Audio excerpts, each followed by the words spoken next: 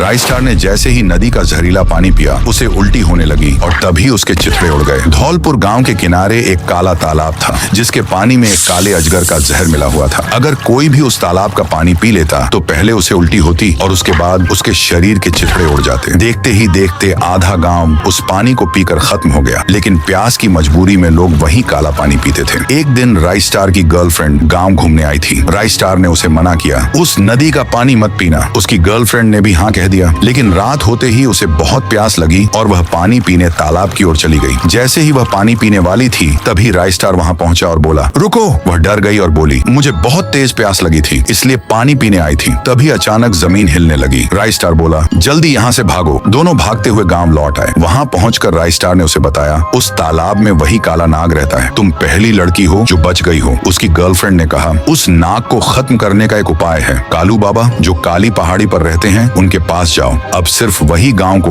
उस नाग से बचा सकते हैं। राय स्टार सुबह होते ही काली पहाड़ी वाले कालू बाबा के पास जाने के लिए निकल पड़ा। जब राय स्टार वहाँ पहुँचा तो चारों ओर हरी भरी हरियाली फैली थी। वह तेजी से आगे बढ़ता गया। पहाड़ चढ़ते चढ़ते जब वह बाबा के पास पहुँचा तो बोला, बाबा उस नाग ने पूरे तालाब का पानी जहरीला कर दिया है, हमें बचाइए। बाबा जोर से चिल्लाए, बच्चा उस नाग को खत्म करने के लिए ये जड़ी बूटी लो और उस तालाब में डाल देना, लेकिन याद रखना जब तुम इस जड़ी बूटी को तालाब में डालोगे तो जिसे तुम सबसे ज्यादा पसंद करते हो उसकी मौत हो जाएगी। राय स्टार ने कहा, मुझे मंजूर है। उसे लगा कि बाबा झूठ बोल रहे हैं। वह गांव आया और रात होते ही जब आसमान लाल रंग में डूब गया उसने जड़ी बूटी को नदी में फेंक दिया। अचानक एक तेज दहाड़ गूंजी और उस तालाब का पानी लाल हो गया, लेकिन उसके बगल में खड़ी राय स्टार की गर्लफ्रेंड को अचानक उल्टी आने लगी और तभी उसके चिथड़े उड़ गए। राय स्टार को तभी बाबा की कही हुई बात याद आई, जब तुम जड़ी बूटी को तालाब में डालोगे तुम्हारे किसी खास की मौत हो जाएगी।